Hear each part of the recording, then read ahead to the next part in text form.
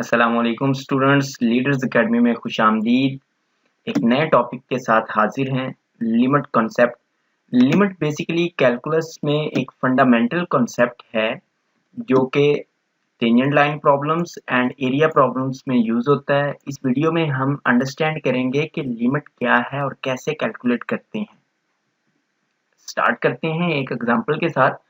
Find the dimensions of rectangle that has a perimeter of 24 inches and at maximum area। हमने एक ऐसे rectangle की dimensions बतानी है, मतलब विड्थ और लेंथ बतानी है, जिसका पेरीमीटर तो 24 ही रहे बट उसका एरिया मैक्सिमम हो। फॉर एग्जांपल ये मैंने रेक्टेंगल बनाया है यहाँ पे, और आप जानते हैं कि रेक्टेंगल में लेंथ दोनों इक्वल होती हैं और दोनों विड्थ भी इक्वल ही होती हैं। हमने ऐसी विड्थ और ऐसी लेंथ वाली रेक्टेंगल बतानी है जिसका एरिया मैक्सिमम है। वैसे तो 24 पेरीमीटर वाली रेक्टेंगल्स और भी काफी सारी हो सकती हैं। फॉर एग्जांपल अगर मैं विड्थ 11 ले लेता हूँ तो दोनों विड्थ 11 होंगी और लेंथ 1 और इधर 11 विड्थ है। सो इस तरह की, और अगर मैं यूं कर लूं तो इसके जस्ट 11 बॉक्स ही बनेंगे ना। अगर मैं यूं कर लूं कि विड्थ 10 ले लेता हूं और इसकी लेंथ 2 ले लेता हूं, तो आप देखें इसका एरिया ज्यादा हो गया है। सो जाहिर सी बात है हमें चेक करना पड़ेगा कि कौन सी वाली का एरिया ज्यादा बन रहा है। इसमें आपको 20 बॉक्स मिलेंगे, उसमें जस्ट 11 बॉक्स मिल रहे हैं। खैर बहरहाल बॉक्स पूरे बनाने हमारा काम नहीं है। हमारा काम जस्ट ये है कि हमने 24 पेरीमीटर वाली एक रेक्टेंगल बतानी है जिसका मैक्सिमम एरिया हो। सो पेरीमीटर का फॉर्मूला तो आप जानते ही होंगे। पेरीमीटर होता है sum of all sides is equals to perimeter. So यहाँ पे 2w plus 2l is equals to perimeter बन रहा है। पेरीमीटर उसने दिया हुआ है 24। तो स्टार्ट करते हैं। Let w represent the width of the rectangle and let L represent the length of rectangle. Because perimeter is 24, so हमारे पास इक्वेशन कुछ यूं बन जाएगी, जो भी मैंने यहाँ पे लिखी। पेरीमीटर की वैल्यू जस्ट सब्स्टिट्यूट कर देंगे और याद रखें कि हमने काम करना है एरिया के लिए। सो एरिया का फॉर्मूला भी रिकॉल कर लेते हैं। एरिया का फॉर्मूला क्या होता है रेक्टेंगल के लिए? Length into width. सो जैसा कि हमें ये इक्वेशन पहले ही पता चल चुकी है पेरीमीटर को यूज करके, तो क्योंकि हमारे पास विड्थ भी अननोन है, लेंथ भी अननोन है, हमने खुद डायमेंशंस बतानी है, तो क्यों ना हम किसी एक को एलिमिनेट कर लेते हैं इस इक्वेशन के थ्रू। यहाँ से अगर आप 2 कॉमन ले लें तो आपके पास बन जाएगा w प्लस एल, और वो 2 कॉमन लिया हुआ 24 की तरफ ले जाएं, 24 डिवाइडेड बाई 2 हो जाएगा और आपके पास यहाँ पे आ जाएगा 12। सो हमारे पास कुछ इस तरह का एक्सप्रेशन बन जाएगा। लेंथ भी इन टर्म्स ऑफ w आ गई और विड्थ भी इन टर्म्स ऑफ w ही है हमारे पास। अब इसको हम एरिया वाले फार्मूला में यूज करके एरिया के लिए एक फंक्शन बना सकते हैं। So the area of rectangle is, आपको एरिया का फॉर्मूला तो पता ही है। अब इसमें लेंथ का एक्सप्रेशन हमने सब्स्टिट्यूट करके एरिया के लिए जस्ट ये एक फॉर्मूला बना लिया। अब हमारे पास ये एक फंक्शन है जिसमें a as a dependent variable work कर रहा है और w as a independent variable work कर रहा है। और फंक्शंस तो आप जानते ही हैं, फंक्शंस में इंडिपेंडेंट वेरिएबल की हम आर्बिट्रेरी डिफरेंट वैल्यूज सब्स्टिट्यूट करके डिपेंडेंट वेरिएबल की वैल्यूज चेक करते हैं। तो आप जरा गौर कीजिए, जो हमें क्वेश्चन दिया गया था उसमें हम मैक्सिमम विड्थ 11 ही रख सकते हैं, क्योंकि अगर आप 12 करें तो वो जस्ट 2 लाइंस बन जाएंगी जो एक दूसरे के ऊपर ओवरलैप कर जाएंगी। हमें कुछ ना कुछ तो लेंथ चाहिए, कम से कम एक यूनिट की लेंथ तो चाहिए। तो मैक्सिमम 11 तक हम विड्थ इसमें सब्स्टिट्यूट कर सकेंगे, 1 लेंथ होगी। सो आप W की वैल्यूज 1 to 11 तक मुख्तलिफ इसमें सब्स्टिट्यूट करके देखें कौन से वाले विड्थ पे ज्यादा एरिया आ रहा है। हमें तो मैक्सिमम एरिया के लिए ही डायमेंशंस देखनी है ना। मैक्सिमम एरिया के लिए W की डायमेंशन पता चल जाएगी, इसी तरह W जब पता चल जाए तो हम वो एक्सप्रेशन यूज कर लेंगे जो हमें मिला था L इज इक्वल्स टू 12 माइनस W। इससे हमें फिर लेंथ की भी डायमेंशन पता चल जाएगी। ओके, तो इस मॉडल को यूज करते हुए हम आगे बढ़ते हैं। After trying several values, it appears that the maximum area occurs when W is equals to 6 as shown in table। मैं थोड़ा सा यहाँ पे एक्सप्लेन भी कर देता हूँ, रिकॉल कर लेते हैं। हमारा एरिया का फंक्शन कुछ यूं बन रहा था 12W माइनस W स्क्वायर। सो अब अगर आप यहाँ पे W की जगह पे 5 सब्स्टिट्यूट करके देखें तो आपके पास बनेगा 12 into 5 minus 5 square. Okay, so area क्या आ रहा है हमारे पास, 12 इंटू 5 होता है 60 माइनस 5 का स्क्वायर 25 एंड दैट इज 35 आ जाएगा। 60 माइनस 25 दैट इज 35। तो इस तरह से ये हमारा फर्स्ट कॉलम बन गया। इसी तरह 5.5 सब्स्टिट्यूट करें, आपके पास एरिया की वैल्यू आएगी 35.75। 5.9 सब्स्टिट्यूट करके देखें 35.99। इस तरह 6 सब्स्टिट्यूट करके देखें 36 आएगा। 6.1 सब्स्टिट्यूट करें 35.99 आएगा। इस तरह 6.5 सब्स्टिट्यूट करके देखें 35.75। 7 सब्स्टिट्यूट करते हैं तो 35 आएगा एरिया। यहाँ पे आपने कुछ देखा होगा, कुछ एनालाइज किया आपने, नहीं किया होगा। अब देखें जैसे जैसे हम 6 के करीब जा रहे हैं इसी तरह हमारा एरिया बड़ा होता जा रहा है, लेकिन जैसे जैसे 6 से दूर जा रहे हैं एरिया फिर से छोटा होना स्टार्ट हो गया।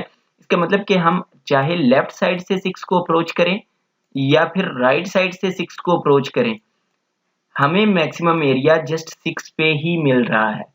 तो ये किसी नंबर की तरफ अप्रोच करना और उसके अगेंस्ट कोई लिमिटिंग वैल्यू मिलना, ये कंसेप्ट है लिमिट का। In limit terminology, you can say that the limit of A as W approaches 6 is 36.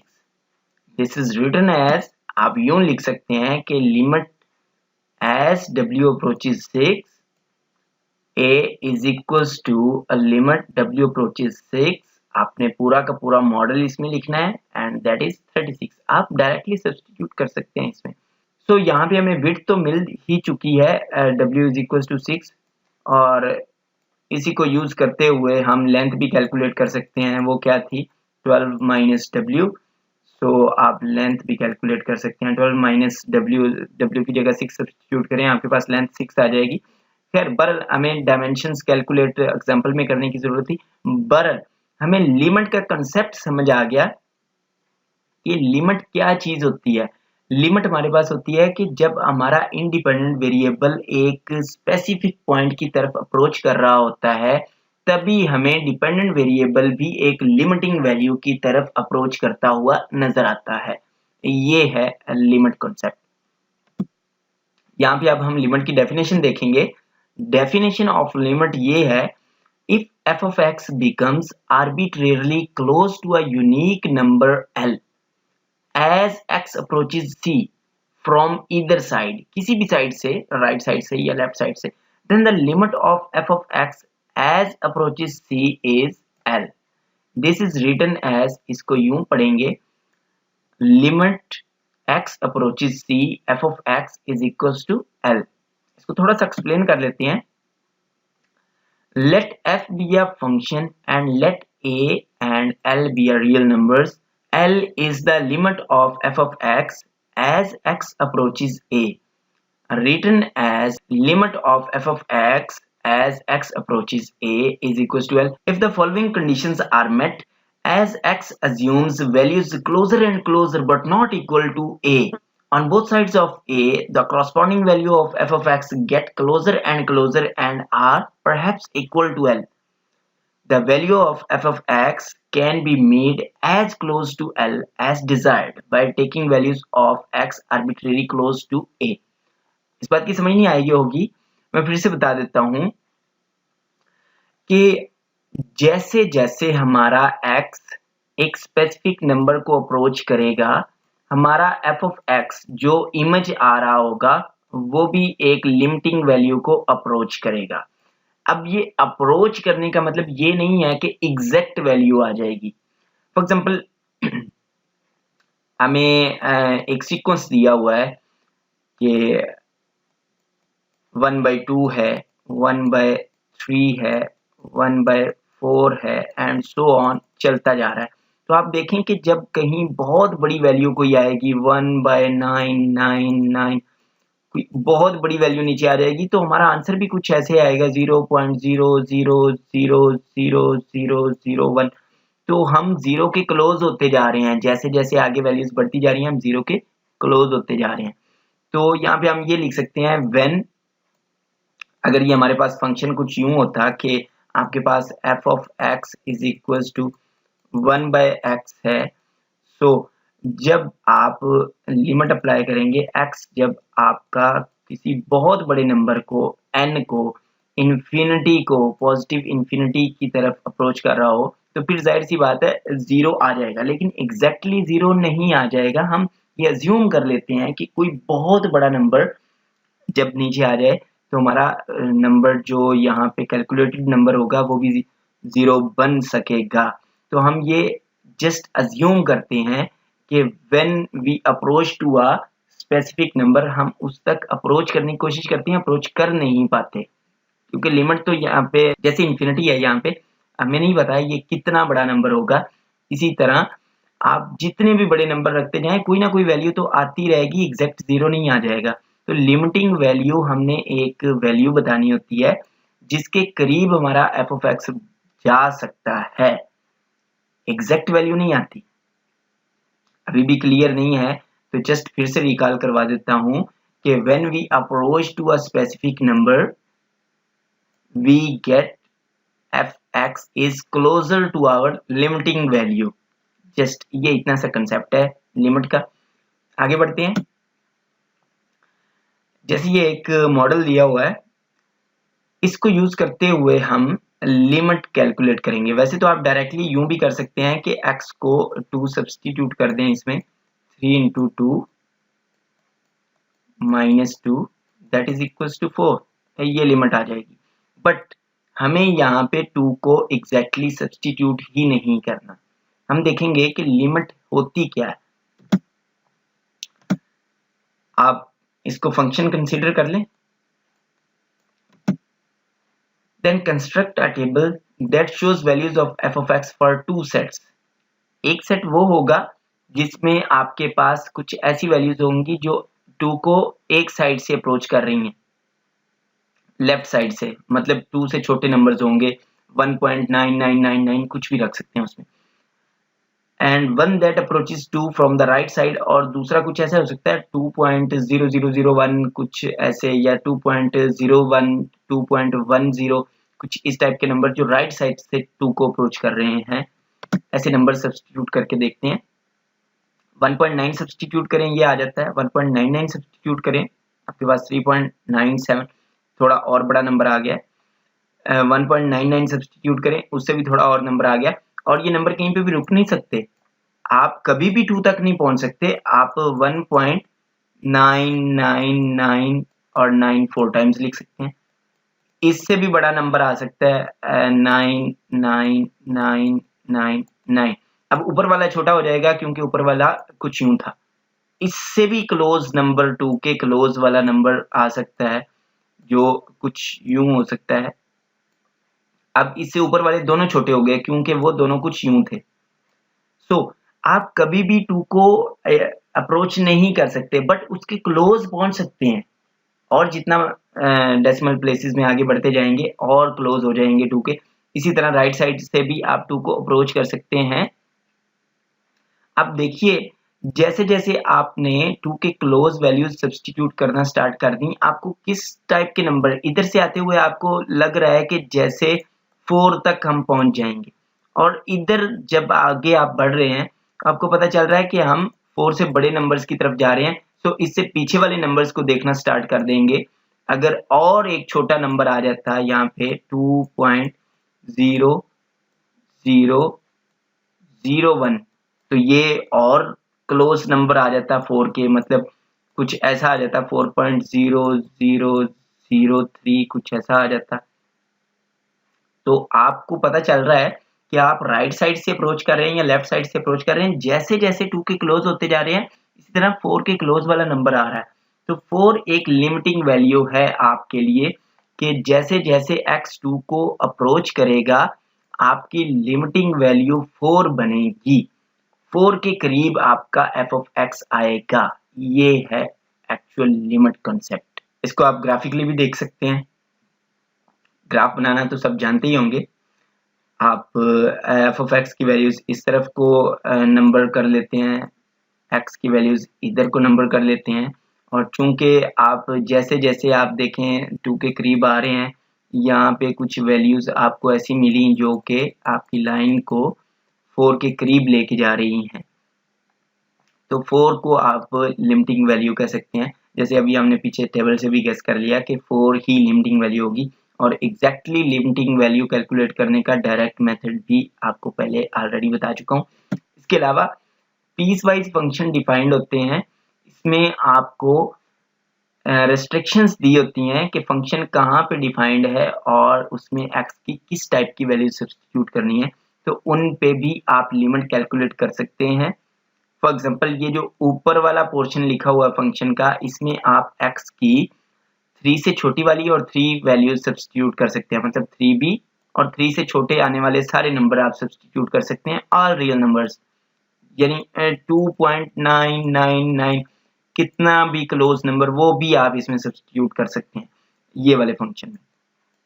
But ये जो नीचे दिया हुआ है इसमें 3 से बड़े वाले नंबर्स आएंगे, मतलब 3.0000, कोई बहुत ही माइनर सा चेंज वाला भी बड़ा नंबर है तो वो आप इस पोर्शन में सब्स्टिट्यूट करेंगे।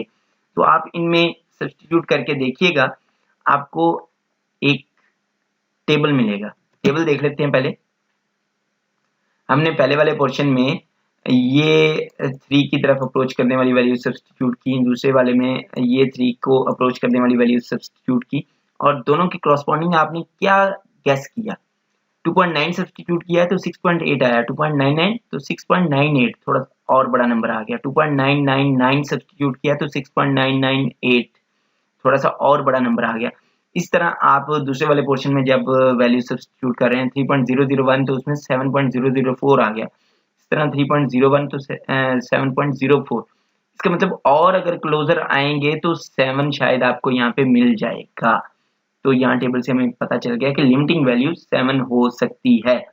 थोड़ा सा पीछे फिर से ग्राफ को देख लेते हैं। ग्राफ में जस्ट x की वैल्यूज के करस्पॉन्डिंग y की वैल्यूज पे हमने यहाँ पे डॉट्स लगाए और फिर उन डॉट्स को मिला के एक सीधी लाइन बना दी है। और ये लाइन हमें क्या बता रही है कि जैसे जैसे हम 3 के करीब वाली वैल्यूज पे पहुंच रहे हैं वैसे वैसे 7 के करीब वाली वैल्यूज मिल रही हैं। चलें आगे बढ़ते हैं। ट्रिग्नोमेट्रिक फंक्शन पे भी लिमिट कैलकुलेट करने के क्वेश्चंस आ सकते हैं।